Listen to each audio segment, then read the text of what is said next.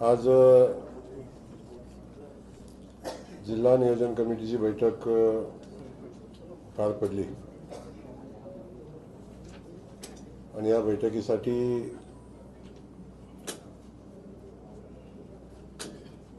आपणही सगळेजण उपस्थित होता। पुन्हा एकदा आपण सगळेजण या ठिकाणी आलात, आपल्या सगळ्यांचं स्वागत। पण स्वागत करत असताना आमचे ज्येष्ठ नेते सन्माननीय आदरणीय सुभाष बापू, समाधान अवताडे साहेब असतील, सचिन कल्याण शेट्टी साहेब असतील, आदरणीय कलेक्टर महोदय, आयुक्त महोदय, सगळ्यांचंच मी या ठिकाणी आणि आपल्या सगळ्यांचं स्वागत करतो। आज पहिलीच जिल्हा नियोजन कमिटीची बैठक झाली आणि या बैठकीमध्ये जिल्ह्याच्या आराखड्यासंदर्भात चर्चा झाली, विकास कामांच्या बाबतीत चर्चा झाली, काही प्रश्न आहेत त्या संदर्भात चर्चा झाली।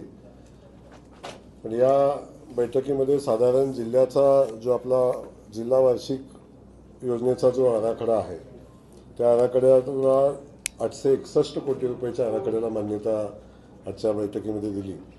अनुसूचित जाती उपाययोजनेचा विषय आहे, त्याचा आराखडा साधारण 152 कोटी रुपयाचा त्यालाही मान्यता दिली आणि आदिवासी क्षेत्राबाहेरील उपाययोजना आहेत त्याला 5.44 कोटी रुपयाचा आराखडा आहे त्यालाही मान्यता दिली। एकूण आराखडा 1019 कोटी रुपयाचा आराखडा याला आज जिल्हा नियोजन समितीच्या बैठकीमध्ये मान्यता देण्यात आली आणि या मान्यता देत असताना जिल्ह्याच्या सर्वांगीण विकासासंदर्भात अनेक लोकप्रतिनिधींनी आपले विषय मांडले, त्याची सारासार चर्चा झाली।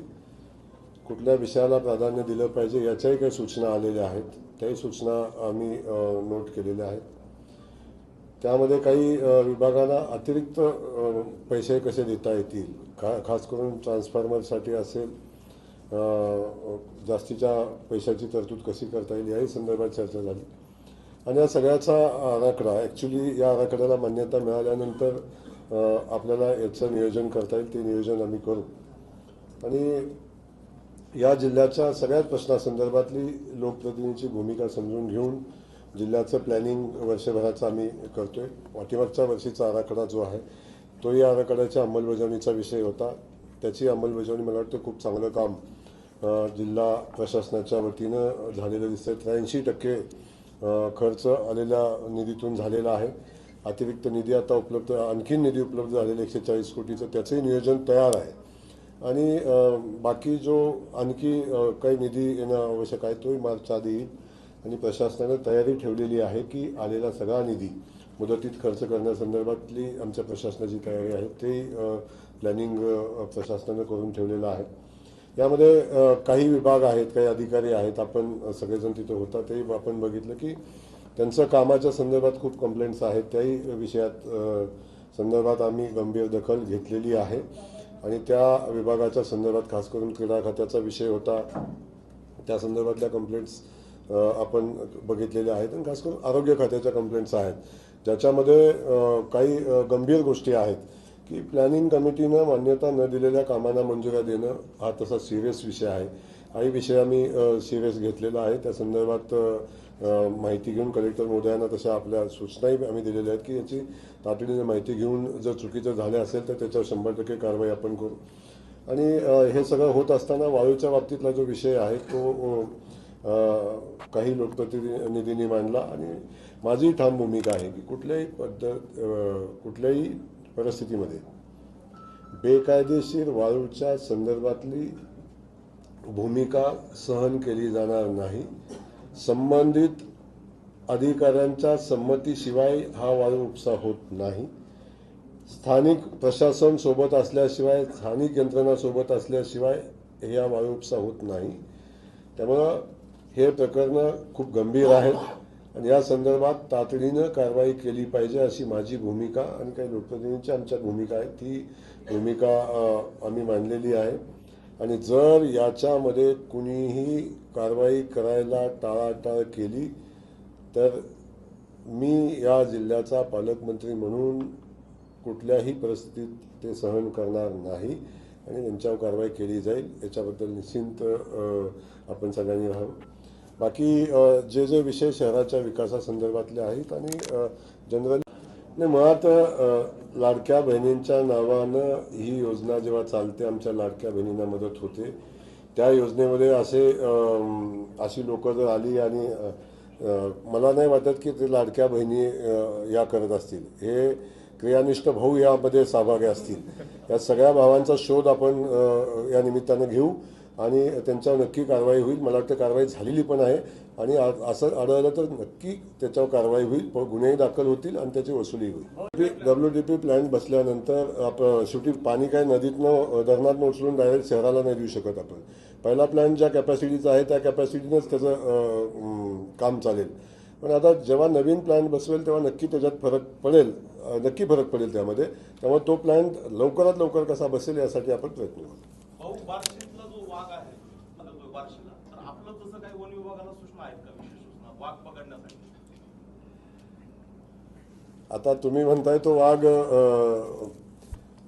पकडण्यासंदर्भात मला तुमच्याकडून मिळालेली माहिती आहे. मला या संदर्भात माहिती नाही, त्यामुळे मी आपल्याला माहिती घेऊन सांगू. सोबत 2 बिबटे पण आहेत, 1 वाघ आणि 2 बिबटे. यामध्ये वन विभाग खरं तर फार सिरियस नाही असं एकंदरीत पाहायला मिळेल. कारण जर पालकमंत्र्यांना ज्या गोष्टीची कल्पना नसेल तर मग सर्वसामान्य लोक आपण लगेच त्या कल्पनेवर जाऊ नका, कल्पनेवर आधारित बोलू पण नका.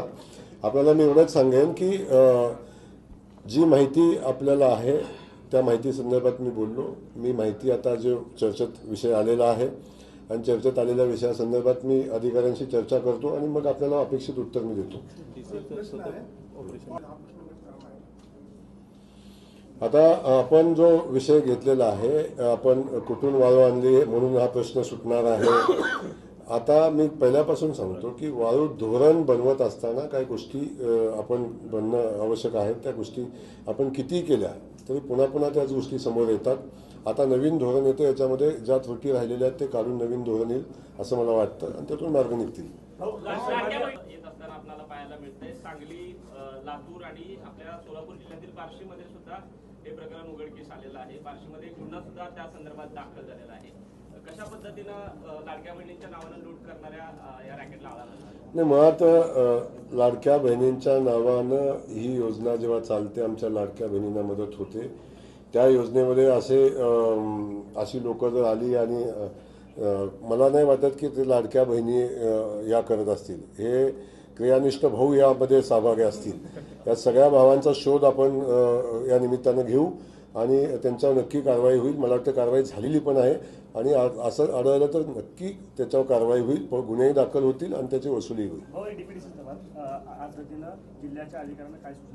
आता माझ्या अनुभवापेक्षा तुम्हाला आलेला अनुभव मला वाटतं खूप महत्त्वाचा आहे. तुम्हाला पहिल्या बैठकीचा अनुभव कसा आला या संदर्भात तुम्ही लिहा, मी पुढच्या बैठकीत सांगेन तुम्हाला माझा अनुभव कसा होता. धन्यवाद.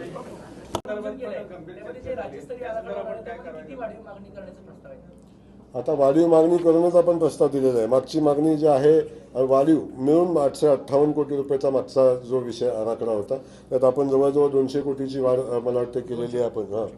आणि तो आराखडा साधारण माझ्या 1000 कोटीच्या पुढं 1020 कोटीचा आराखडा झाला. 200 कोटीच्या आसपासची आपण वाढीव मागणी केलेली आहे. आपण बघितलं असेल की त्यांच्यावर तातडीनं कडक कारवाई झालेली आहे. कलेक्टर महोदयांना ज्या ज्या वाळू तस्कर आहेत आणि त्या तस्करांच्यावर कारवाईचा अहवाल आपण मागितलेला आहे आणि ज्यांच्या ज्यांच्यावर वाळूचे गुन्हे 1, 2 पेक्षा 3 पेक्षा जास्ती आहेत त्यांच्यावर कायदेशीर कारवाई केली जाईल. नवीन वाळू धोरण आलेलं आहे, नवीन वाळू आलेलं आहे. त्या अनुषंगाने जर अंमलबजावणी झाली तर हे सगळे प्रकार थांबला जाईल. मुळात भाऊ वाळू धोरण बदलल्यामुळे शासनाने मागच्या सरकारने 2 वेळा वाळू धोरण बदललं. त्याच्यामुळे लिलाव वेळेत होऊ शकले नाही आणि लिलाव वेळेत न झाल्यामुळे हे वाळू तस्करांचं फॅड वाढलेलं. मुळात लिलावाची प्रोसेसच मुळात वाळू धोरणामध्ये आता नवीन धोरणामध्ये लिलावाची प्रोसेस नाही. वाळू काढून देणं, वाळू नदीतनं काढून ते देणं हा विषय आहे. त्या विषयात मला माहिती नाही काय प्रगती आहे. मी थोडं माहिती घेईन. मी माहिती घेईन आणि आज वाळूचं नवीन धोरण येते. आता धोरण किती तयार झाली तरी त्या धोरणावर यांच्याकडे सगळ्या तस्करांच्याकडे तोड आहे. सगळ्या तोड आहेत त्यांच्याकडे अगोदर तयार झालेले. पण शेवटी मला एक माहिती आहे, प्रशासनानं जर ठरवलं वाळू तस्करी होऊ द्यायची नाही तर होऊ शकत नाही. जिथं ज्या ठिकाणी वाळू तस्करी होते त्या ठिकाणी प्रशासन सामील आहे याचा क्लिअर अर्थ आहे. त्यामुळं आता इथून पुढे ते चालणार नाही आणि आपण योग्य वेळी आपण आज सगळ्या गोष्टी न सांगता योग्य वेळी तुमच्या लक्षात येईल ते. हो, समांतर जलवाहिनीचा प्रश्न आपण विचारला होता. मी त्यांना असं विचारलं होतं की ही तफावत नियोजन बैठकीच्या पलीकडचे काही विषय आहेत. याही संदर्भात मी थोड्या जिल्ह्यामध्ये मला खूप दिवस काय झाले नाही, पण बाजूचा जिल्हा आहे, काय प्रश्न माहिती आहेत, काय प्रश्न माहिती नाहीत. पण आमचे सगळे लोकप्रतिनिधी आहेत, अनुभवी आहेत, त्यांच्यासोबत चर्चा करून प्रशासन पण ॲक्टिव्ह मोडवर आहे. सगळे मिळून आपण जिल्ह्याचं प्लॅनिंग करून जास्तीत जास्त जिल्ह्यामध्ये काय करता येईल याचं प्लॅन आपण करू. मुळात समांतर जलवाहिनीचा विषय जो आहे तो खूपच महत्त्वाचा आहे. मी आत्ता दुसरी एक बैठक केली त्यावेळी मी बघितलं की आपण पिण्याच्या पाण्यासाठी जे पाणी आपण सोडतो त्याच्यातनं खूप मोठं पाणी म्हणजे साधारण 5 TMCच्या वरचं एक आवर्तन आहे, 3 आवर्तन आपण सोडतो आणि त्याचं वेस्टेज ऑफ वॉटर जे आहे ते प्रमाण खूप मोठं आहे.